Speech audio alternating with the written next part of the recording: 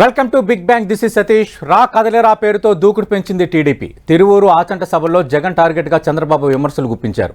మళ్లీ అమరావతి రాజధాని అంటూ ప్రకటించారు. అయితే చంద్రబాబు వ్యాఖ్యలకు మంత్రి అంబటి రాంబాబు కౌంటర్ ఇచ్చారు. ఎంతమందిని కదిలిరమ్మన్నా అధికారం వైసీపీదే అన్నారు. ఏపీలో ఎన్నికల వేళ వైసీపీ టీడీపీ తేల్చుకుందాం రా అంటున్నాయి. ఇదే అంశంకు సంబంధించి బిగ్ బ్యాంగ్ డిబేట్లో మాట్లాడబోతున్నాం.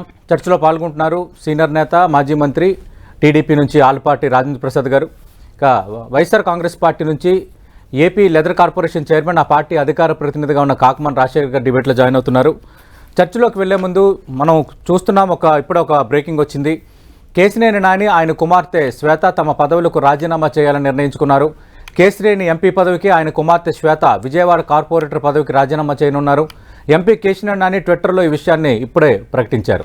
ఇక కృష్ణా జిల్లా తెలుగుదేశంలో సంబంధించి ఈ డెవలప్మెంట్ అనేది మనం చూస్తున్నాం. గత 2-3 రోజులుగా కేశినేని నాని ప్రకటనలు, ఎక్కడా కూడా ఎంపీ పదవి ఇవ్వమని చెప్పలేదంటూ టీడీపీ నుంచి వస్తున్న వెర్షన్, వీటన్నిటి నేపథ్యంలో ఫిబ్రవరిలో తాను ఎంపీ పదవికి రాజీనామా చేస్తానని, అలాగే తన కుమార్తె కార్పొరేటర్గా ఉన్నారు, ఆమె కూడా రాజీనామా చేస్తారని మరో ట్వీట్ను కేశినేని నాని సంధించారు.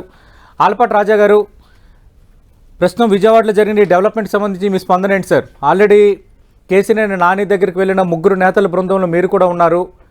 ఆయన లోక్సభ స్పీకర్కి రాజీనామా చేస్తాను, పార్టీ సభ్యత్వానికి రాజీనామా చేస్తానని నిన్నగాక మొన్న ఒక ట్వీట్ చేశారు. ఈరోజు ఫిబ్రవరిలో నేను రాజీనామా చేయబోతున్నాను, తన కూతురు కార్పొరేటర్గా ఉన్నారు కాబట్టి ఆమె కూడా రాజీనామా చేస్తారని మరో ట్వీట్ చేశారు. నమస్కారం అండి. నమస్తే సార్ రాజా గారు. ఈ పార్టీలో ఆయన ఎందుకు ఈ నిర్ణయం తీసుకున్నాడు అనేది అది ఆయనకి సంబంధించిన అంశం అండి. అయితే ఒకటి, పార్టీ ప్రధానం, వ్యక్తులు ప్రధానం కాదు. వ్యక్తులకి వ్యక్తిత్వంతో పాటు పార్టీ కూడా ముఖ్యమైనటువంటి అంశం. పార్టీ నిర్ణయాలు శిరోధార్యం ఎవరికైనా సరే. ఆ పార్టీ నిర్ణయాలు అతనికి మరి ఏ రకంగా మరి ఇబ్బంది కలిగినాయో నాకైతే తెలియదు, కానీ మరి ఆయన ఈ రోజు నా నిర్ణయం తీసుకోవటం అనేది కొద్దిగా బాధాకరం. ఎందుకంటే ఆయన ఎంపీ, వారి కుమార్తె కార్పొరేట్ గా ఉన్నారు. పార్టీ నిర్ణయాలు మరి ఏ రకంగా ఇబ్బంది కలిగించినాయో అయితే నాకు తెలియదు, కానీ బట్ పార్టీ నిర్ణయం అనేది శిరోధార్యం అనేది అందరం కూడా భావించాలి. ఒక పార్టీలో ఉన్నప్పుడు అంతర్గతంగా ప్రజాస్వామ్యాన్ని కాపాడుకుంటూ, పార్టీని కాపాడుకుంటూ, పార్టీ యొక్క నిర్ణయాలని అనుసరిస్తూ వెళ్లాల్సిన అవసరం. అంటే ఆలపాటి రాజు గారు, ఎంపీ టికెట్ ఈసారి ఇవ్వమని ఏమైనా హైకమాండ్ చెప్పిందా? ఎందుకు కేశినేని నాని ఇంత ఎక్స్ట్రీమ్ నిర్ణయాలు తీసుకుంటున్నట్టు? అలాంటిది ఏమీ లేదండి. ఇంతవరకు ఏ నిర్ణయం కూడా ఎవరికి కూడా చెప్పలేదు, ఎవరికి కూడా ఎక్స్ప్రెస్ చేయలేదు సార్. అంటే ఆయన ఎందుకు ఆ ఒపీనియన్కి వచ్చాడు అనేది ఆయన వ్యక్తిగత విషయం సార్. రైట్. అంటే ఇప్పుడు మళ్ళీ బుజ్జగించే ప్రయత్నం చేస్తారా?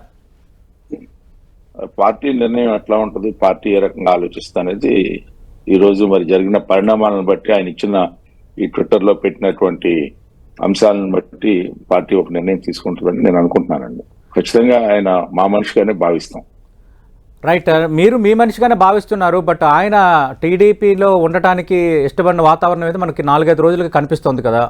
కూతురు శ్వేతకి ఆల్రెడీ పెనమలూరు టికెట్ కూడా ఇస్తామన్న ఒక హామీ హైకమాండ్ నుంచి వెళ్ళిందన్న చర్చ కూడా జరిగింది. దానికి సంబంధించిన ఖర్చు నేను భరిస్తానని కేశినేని చిన్ని ఆయన ముందుకొచ్చారన్న ప్రచారం కూడా పార్టీలో జరుగుతోంది.